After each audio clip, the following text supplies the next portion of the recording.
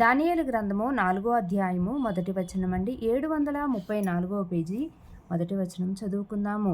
రాజుగు నెబుకద్నెజరు లోకమంతటా నివసించు సకల జనులకును దేశస్థులకును ఆయా భాషలు మాట్లాడు వారికి ఇలాగు సెలవిచ్చున్నాడు. మీకు క్షేమాభివృద్ధి కలుగునుగాక. మహోన్నతుడగు దేవుడు నా ఎడల చేసిన అద్భుతములను సూచక క్రియలను మీకు తెలియజేయుటకు నాకు మనసు కలిగెను.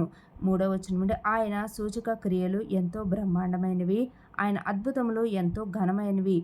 ఆయన రాజ్యము శాశ్వత రాజ్యము, ఆయన ఆధిపత్యము తరతరములు నిల్చున్నది. నెబుకద్నెజరును నేను నా ఇంట విశ్రాంతియు నా నగరమందు క్షేమమును కలవాడనయుండి ఒక కల కంటిని, అది నాకు భావము కలుగచేసెను. నేను నా పడక మీద పరుండియుండగా నా మనస్సున పుట్టిన తలంపులు నన్ను కలత పెట్టెను.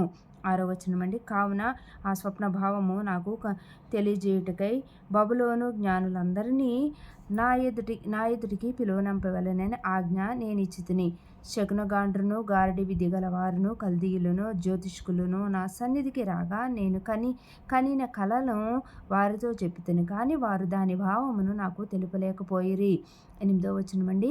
కడపట బెల్షెజరను నా దేవత పేరును బట్టి బిరుదు పొందిన దానియేలను వాడు నా ఎదుటికి వచ్చెను. పరిశుద్ధ దేవతల ఆత్మ అతని యందుండెను. కావున నేనతనికి నా కలను చెప్పితిని. 9వ వచనమండి. ఎట్లనగా శకునగాండ్ర అధిపతియగు బెల్షెజరు పరిశుద్ధ దేవతల ఆత్మ నీ యందున్నదనియు ఏ మర్మము నిన్ను కలత పెట్టదనియు నేనెరుగుదును గనుక నేను కనిన కలయు దాని భావమును నాకు తెలియచెప్పుము. 10వ వచనమండి. నేను నా పడక మీద పరుండియుండగా నాకు ఈ దర్శనములు కలిగెను. నేను చూడగా భూమి మధ్యను మిగుల ఎత్తుగల ఒక చెట్టు కనబడెను. 11వ వచనమండి. ఆ చెట్టు వృద్ధి పొంది బ్రహ్మాండమైనదాయెను. దాని పై కొమ్ములు ఆకాశమున కంటునంత ఎత్తుగాను దాని ఆకారము భూతలమంత విశాలముగాను ఉండెను. దాని ఆకులు సొగసుగాను దాని పండ్లు విస్తారముగాను కనబడెను. అందులో సమస్త జీవకోట్లకు చాలునంత ఆహారముండెను. దాని నీడను అడవి జంతువులు పండుకొనెను. దాని కొమ్ములలో ఆకాశ పక్షులు కూర్చుండెను. సకల మనుషులకు చాలునంత ఆహారము దాని యందుండెను. 13వ వచనమండి. మరియు నేను నా పడక మీద పండుకొని ఉండి నా మనసునకు కలిగిన దర్శనములను చూచుచుండగా జాగరూకుడగు ఒక పరిశుద్ధుడు ఆకాశము నుండి దిగివచ్చి ఇలాగు బిగ్గరగా ప్రకటించెను. ఈ చెట్టును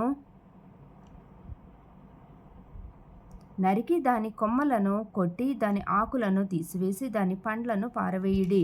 పశువులను దాని నీడ నుండి తోలివేయుడి. పక్షులను దాని కొమ్మల నుండి ఎగురగొట్టుడి. 15వ వచనం నుండి. అయితే అది మంచునకు తడిసి పశువుల వలె పచ్చికలో నివసించినట్లు దాని మొద్దును ఇనుము ఇత్తడి కలిసిన కట్టుతో కట్టించి పొలములోని గడ్డిపాలగునట్లు దానిని భూమిలో విడువుడి. 16వ వచనం నుండి. 7 కాలములు గడుచు వరకు వానికున్న మానవ మనసునకు బదులుగా పశువు మనసు వానికి కలుగును. 17వ వచనం నుండి. ఆ ఆజ్ఞ జాగరూకులగు దేవతల ప్రకటన అనుసరించి జరుగును. నిర్ణయమైన పరిశుద్ధుల ప్రకటన అనుసరించి సంభవించును.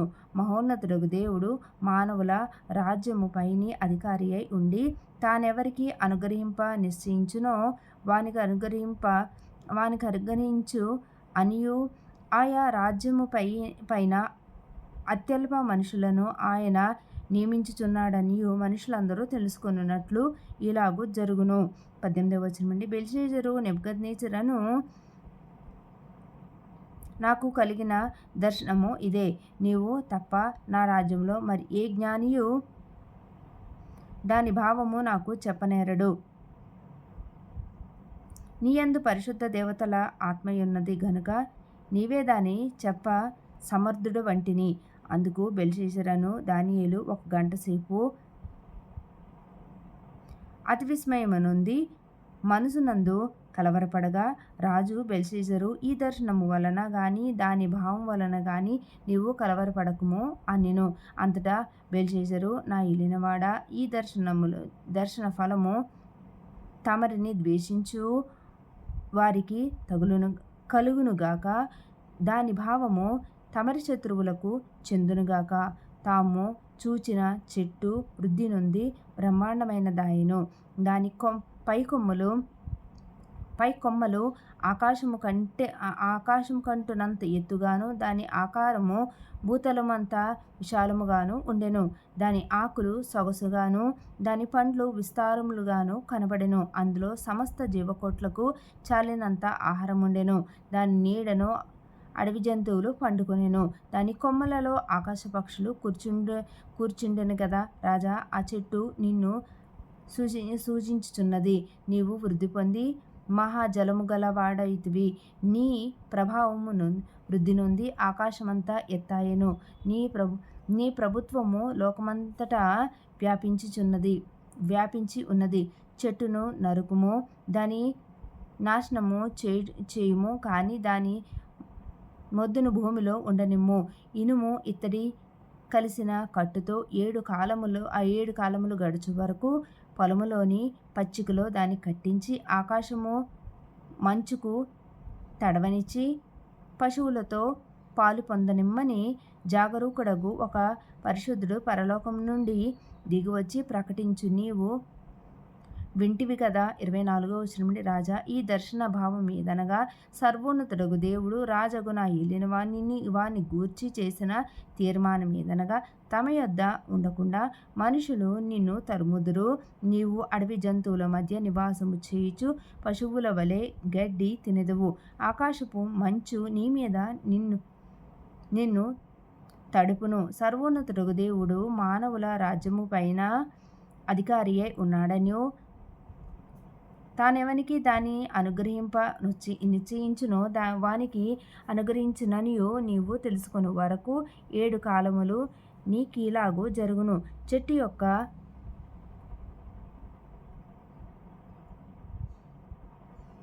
యొక్క మొద్దు ఉండనీడని వారు చెప్పిరి కదా. దాని వలన సర్వోన్నతుడగు అధికారి అని నీవు తెలుసుకొనిన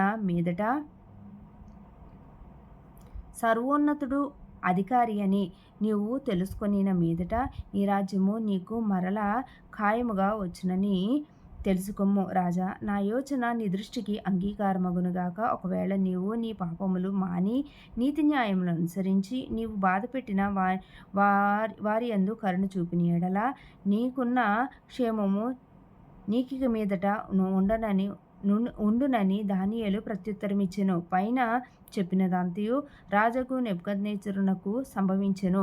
12 నెలలు గడిచిన పిమ్మట అతడు తన రాజధానియగు బబులోనులోని నగరునందు సంచరించుచుండగా, రాజు బబులోనును ఈ మహా విశాల పట్టణము నా బలాధికారమును నా ప్రభావ ఘనతను కనపరచుటకే నా రాజధాని నగరముగా నేను కట్టించినది కదా అని తనలో తాననుకొనెను. రాజు నోట ఈ మాట ఉండగా ఆకాశము నుండి ఒక శబ్దము వచ్చెను. ఏదనగా, రాజగు నెబుకద్నెజరు, ఇదే నీకు ప్రకటన. నీ రాజ్యము నీ యొద్ద నుండి తొలగిపోయిను. తమ యొద్ద నుండి మనుషులు నిన్ను తరిమెదరు. నీవు అడవి జంతువుల మధ్య నివాసము చేయుచు పశువుల వలె గడ్డి మేసెదవు. సర్వోన్నతుడగు దేవుడు మానవుల రాజ్యము పైన అధికారి అయి ఉండి, తానెవనికి దాన్ని అనుగ్రహింప నిశ్చయించునో వానికి అనుగ్రహించునని నీవు తెలుసుకొను వరకు 7 కాలములు నీకిలాగు జరుగునని చెప్పెను. ఆ గడియలోనే అలాగున నెబుకద్నెజరునకు సంభవించెను. మానవుల్లో నుండి అతని తరిమిరి. అతడు పశువుల వలె గడ్డి మేసెను. ఆకాశపు మంచు అతని దేహమును తడపగా అతని తల వెంట్రుకలు పక్షిరాజు రెక్కల ఈకల వంటియు, అతని గోళ్ళు పక్షులు గోళ్ళ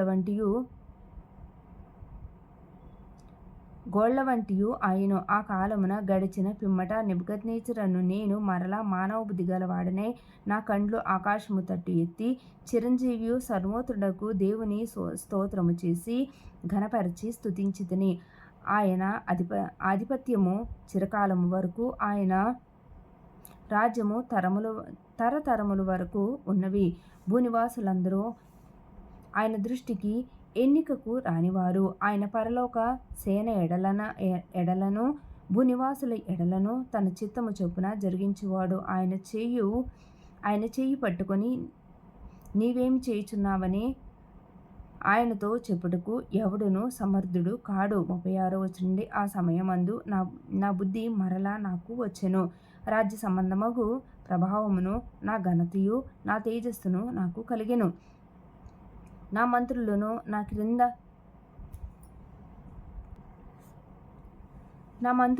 నా క్రింది అధిపతులను నా యొద్ద ఆలోచన చేయవచ్చిరి. నా రాజ్యము నాకు స్థిరపడగా నేను మరి ఎక్కువ ఘనత నొందితిని.